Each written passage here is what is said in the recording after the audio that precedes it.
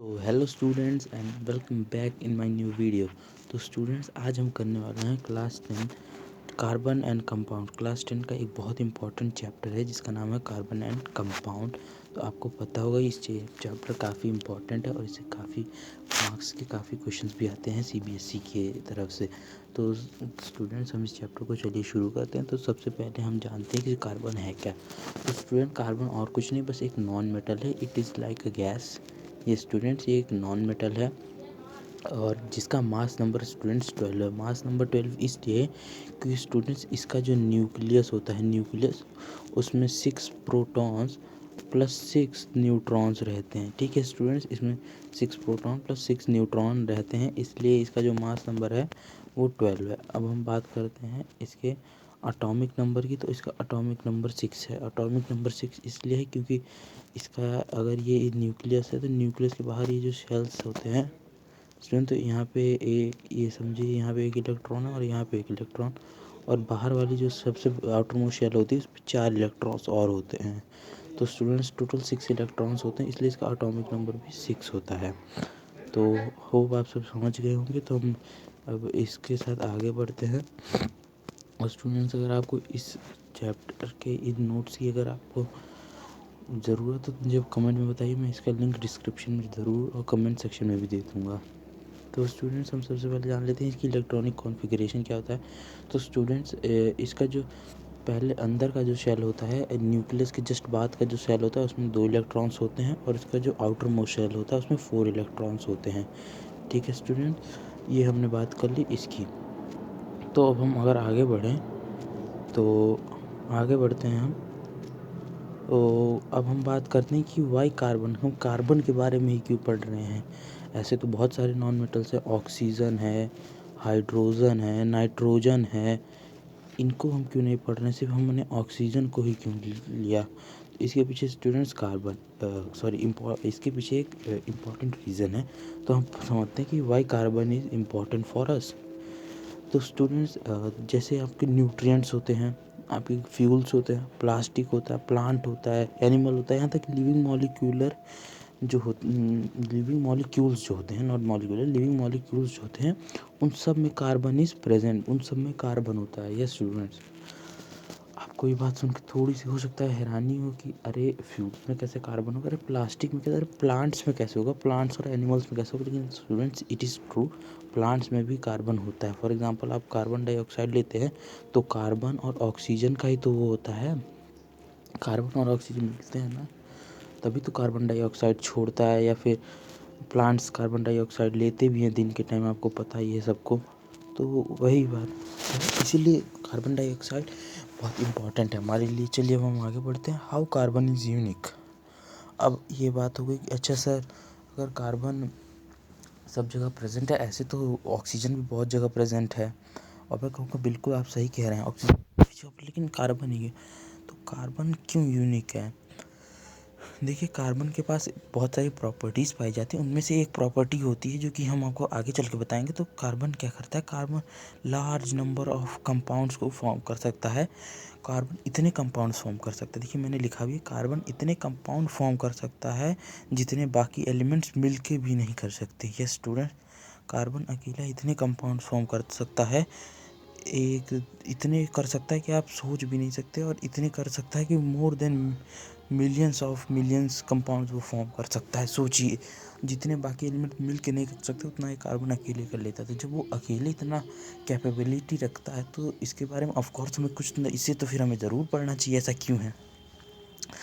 तो स्टूडेंट्स अब आता है बात कि सर ऐसा क्यों होता है, क्यों कार्बन इतने कंपाउंड्स फॉर्म कर पाता है, इतना स्पेशल है कार्बन सबसे। तो इसके पीछे के हम अब आपको मेनली 4 रीजंस होते हैं। तो हम आपको पहला रीज़न बताते हैं। सबसे पहला होता है टेट्रा कोवेलेंसी। अब टेट्रा कोवेलेंसी का मतलब क्या होता है सर। सर टेट्रा कोवेलेंसी का मतलब होता है जो हम आपने अगर अपने आपने अगर metals and non metals chapter पढ़ा हो तो आपको इलेक्ट्रोवैलेंट कंपाउंड्स याद होंगे, जिसमें आपको याद होगा कि जो नॉन मेटल्स होते थे वो इलेक्ट्रॉन्स को गेन करते थे किसके द्वारा, कौन से इलेक्ट्रॉन्स को, जो कि मेटल्स छोड़ते थे, जो मेटल्स देते थे। फॉर आपने NaCl सोडियम क्लोराइड का एग्जांपल देखा था, इसमें sodium sodium as a metal वो इलेक्ट्रॉन को लूज करता है और chlorine as a non metal electron को गेन करता है। तो ऐसे कंपाउंड जो फॉर्म होते थे उन्हें इलेक्ट्रोवैलेंट कंपाउंड कहते थे हमने, ठीक है। देखिए मैंने यहाँ पे लिखा भी है कि इसे आयनिक कंपाउंड भी कहते हैं, इलेक्ट्रोवैलेंट कंपाउंड भी कहते हैं, कि ट्रांसफ़र ऑफ इलेक्ट्रॉन से ये बनता था, ठीक है। लेकिन जो हमारा कार्बन होता है वो कार्बन ये फॉलो नहीं करता है, कार्बन फॉलो करता है टेट्रा कोवेलेंसी। टेट्रा कोवेलेंसी मतलब कार्बन जो है वो कोवेलेंट बॉन्ड बनाता है, कोवेलेंट कंपाउंड फॉर्म कर सकता है, कर सकता नहीं, करता है ये। कोवेलेंट बॉन्ड क्या होता है सर? कोवेलेंट बॉन्ड का मतलब ये होता है कि इसमें जो कंपाउंड्स फॉर्म होते हैं, ठीक है, इसमें जो भी कंपाउंड्स फॉर्म होते हैं वो सारे के सारे, इसमें जो भी कंपाउंड्स फॉर्म होते हैं वो सारे किससे बनते हैं? वो strictly it can be only form from covalent, मतलब ये सब शेयरिंग से बनते हैं। यस गाइस, इसमें शायद मैंने लिखा नहीं लिखा है, ये देखिए, compound form only by sharing of electrons. तो हाँ, इसमें सिर्फ जो कंपाउंड्स फॉर्म होते हैं ओनली शेयरिंग से बनते हैं। शेयरिंग, जैसे आपने सुना होगा ना, शेयरिंग इज केयरिंग, तो इसी तरह कार्बन सबकी केयर करता है, इसलिए वो अपने इलेक्ट्रॉन्स को शेयर करता है। तो ये बात हो गई हमारी कार्बन की, ये थी उसकी पहली प्रॉपर्टी कि कार्बन जो है वो कैसे कंपाउंड फॉर्म करता है? वो कोवेलेंट कंपाउंड फॉर्म करता है। कोवेलेंट का मतलब वो एक ऐसा नॉन मेटल है, ऐसा एक एलिमेंट आप बोल दीजिए कि एक ऐसा एलिमेंट है जो इलेक्ट्रॉन्स को शेयर करता है और इलेक्ट्रॉन्स शेयर करके ही कोवेलेंट बॉन्ड्स बनाता है। ये उसकी एक एक्सक्लूसिव प्रॉपर्टी है। ये एक एक्सक्लूसिव प्रॉपर्टी है, आपको कार्बन के अलावा किसी में नहीं दिखेगी ये स्टूडेंट। आगे मैं जो आपको बात बताऊंगा, आगे ये जो आने वाला है, इनमें तो आपको और इसकी और 2-3 प्रॉपर्टीज़, हम टोटल 4 प्रॉपर्टीज़ पढ़ेंगे कि क्यों ये इतना स्पेशल है। तो इसमें जो ये पहली प्रॉपर्टी ये इसकी एक्सक्लूसिव है स्टूडेंट्स, ये एक्सक्लूसिव है। एक्सक्लूसिव का मतलब ये सिर्फ कार्बन में फॉर्म पाई जाती है और किसी में नहीं। और बाकी जो 2, 3 एंड 4 है वो तो आप दूसरे नॉन मेटल्स या मेटल्स में भी पा सकते हैं, लेकिन फर्स्ट जो है ये ओनली कार्बन में पाई जाती है। चलिए फिर हम आगे बढ़ते हैं, आपका टाइम वेस्ट ना किए। तो अब बात ये आती है कि मैंने आपको जैसे बताया, इसके जो न्यूक्लियस के बाद इसका जो ये शेल होता है, इसमें 2 इलेक्ट्रॉन्स होते हैं। जो आउटर मोस्ट शेल होता है उसमें 1, 2, 3 और 4 शेल होता है। इसमें पूरा नहीं ड्रॉ कर रहा हूँ, लेकिन आप समझ जाइए। तो ऐसा क्यों है कि ये, अब आप एक क्वेश्चन मेनली फॉर्म होता है बच्चों को, अगर आपने पढ़ रखा है तो आपको आइडिया होगा, लेकिन नहीं पढ़ा तो मैं बता देता हूँ कि आप, अच्छा सर, ये जब ये अकेला एलिमेंट है जो अपने इलेक्ट्रॉन्स को शेयर करता है तो क्यों करता है सर, बाकी क्यों नहीं करते हैं? इसके पीछे कारण है। ये क्या कहते हैं, ये इतना छोटा वो होता है आपका, इतना छोटा, बहुत छोटा एटम होता है, ठीक है स्टूडेंट्स, ये बहुत छोटा होता है।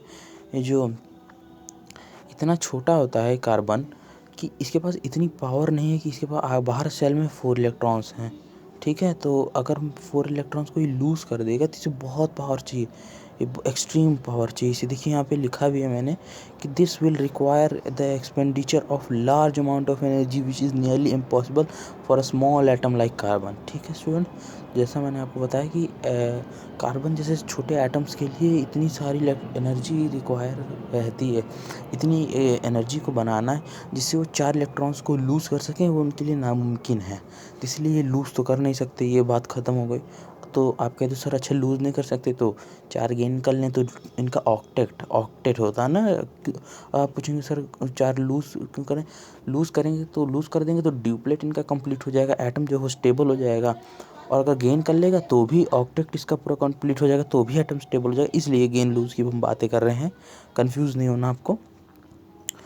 और आगे है कि इट कैन गेन फॉर, अब आप सोचो कि सर ये अच्छा लूज़ नहीं कर सकता तो गेन ही कर लेगा, गेन क्यों नहीं करता? तो गेन इसलिए नहीं कर सकता स्टूडेंट्स, मैंने आपको बताया कि इसका जो आपका एटॉमिक नंबर, मास नंबर होता है, sorry not atomic number, mass number जो होता है 12 होता है, जिसमें 6 प्रोटॉन्स भी होते हैं।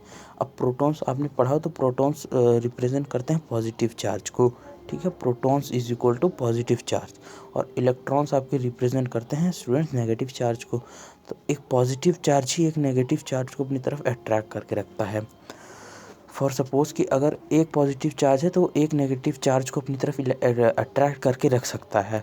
लेकिन वहीं अगर पॉजिटिव चार्ज जो हैं वो सपोज़ 6 है, ठीक है, 6 पॉजिटिव चार्ज हैं और वहीं जो नेगेटिव चार्ज हैं वो 10 आ गए। तो क्या ये इसके लिए पॉसिबल है पॉजिटिव चार्ज के लिए कि ये इन 10 को इन 10 के 10 को पकड़ के रखें, इनको अपने पास अट्रैक्ट कर सकते? ऐसा नहीं होता स्टूडेंट, नहीं कर सकते, इतनी पावर नहीं होती इन पॉजिटिव चार्ज में। ठीक है, तो इसलिए ये क्या कहते हैं, एटम्स को गेन भी नहीं कर पाता है जो हमारा कार्बन, इसलिए एटम्स को गेन नहीं कर पाता। क्यों नहीं कर पाता? कि 6 प्रोटॉन्स कैन नॉट हैंडल या फिर कैन नॉट होल्ड कर लीजिए, हैंडल कर लीजिए, कैन नॉट होल्ड 10 इलेक्ट्रॉन्स, यानी 6 प्रोटॉन्स भला 10 इलेक्ट्रॉन्स को कैसे से होल्ड कर सकते हैं, कैसे पकड़े रख सकते हैं, ये हमें यहाँ पता चलता है। अब अगली प्रॉपर्टी जो हम इसमें स्टूडेंट्स, ये पार्ट 1 है इस नोट्स का, आपको हम पार्ट 2 वीडियो भी देंगे ताकि आपकी टाइम ज़्यादा वेस्ट ना हो छोटे छोटे पार्ट्स में। और स्टूडेंट्स, मैं इस छोटी वीडियो इसलिए बना रहा हूँ ताकि आप प्रीकैप कर सकें, तो प्रीकैप ज़रूर कीजिएगा।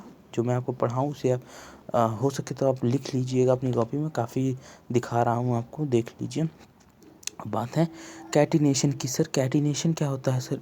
ये एक सेकंड प्रॉपर्टी किसकी, हमारे कार्बन की। Catenation the property of direct bonding between atoms of the same element to form long chain branches and ring structure.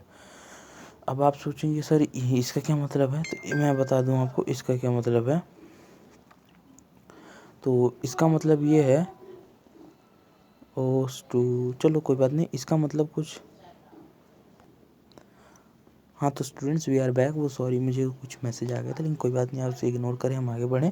तो कैटेनेशन इसकी अगली प्रॉपर्टी, इस प्रॉपर्टी के मतलब ये होता है कि कार्बन के पास एक ऐसा पावर कह सकते हैं, एक ऐसी शक्ति होती है या फिर एक ऐसी प्रॉपर्टी, अब ना शक्ति मत समझो, मैं तो आराम से आपको एग्जांपल दे रहा हूँ। एक ऐसी प्रॉपर्टी है इसके पास जिससे एक कार्बन एटम दूसरे कार्बन एटम के साथ बॉन्डिंग कर सकता है, फिर ये कार्बन तीसरे के साथ कर सकता है, ऐसे ही इन्फिनाइट चेन तक जा सकते हैं। ठीक है, मतलब एक कार्बन एटम दूसरे कार्बन एटम्स के साथ बॉन्डिंग कर सकता है, फिर दूसरा तीसरे का साथ कर सकता है। ये प्रॉपर्टी एक्सक्लूसिव नहीं होती, मैंने आपको बताया है, इसे आप याद रखिएगा।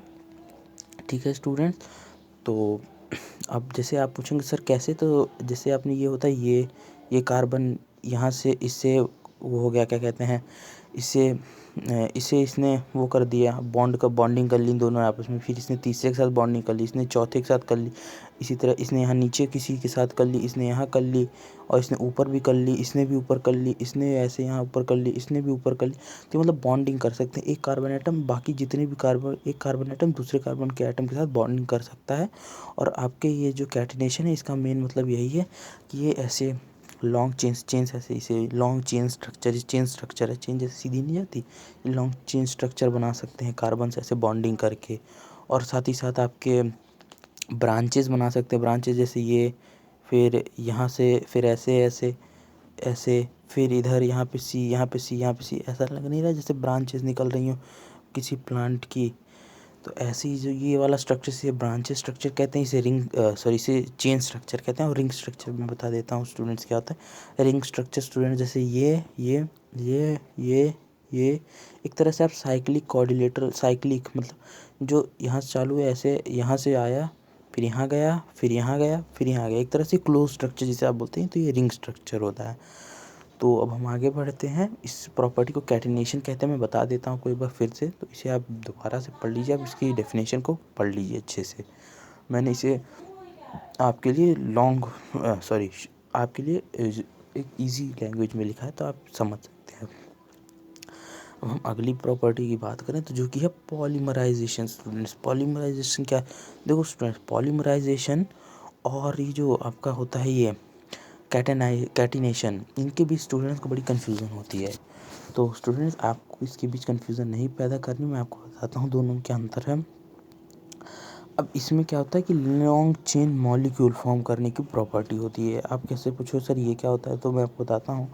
पहले ये जान लो कि many carbon compounds possess this property. मैंने फिर बता दिया कि हर कार्बन कंपाउंड, ज़रूरी नहीं कि कोई कार्बन डाइऑक्साइड के पास ही ये प्रॉपर्टी हो, या कार्बन मोनोऑक्साइड के पास ही प्रॉपर्टी हो, या फिर ये ज़रूरी नहीं है कि किसी एक के पास हो। ये कार्बन डाइऑक्साइड के पास भी हो सकती है, कार्बन मोनोऑक्साइड के पास भी हो सकती है, ये कार्बन की जितने भी कंपाउंड है सबके पास, या फिर सबके पास नहीं कह सकते, लेकिन ज़्यादातर सभी के पास होती है, ऐसे कहिए।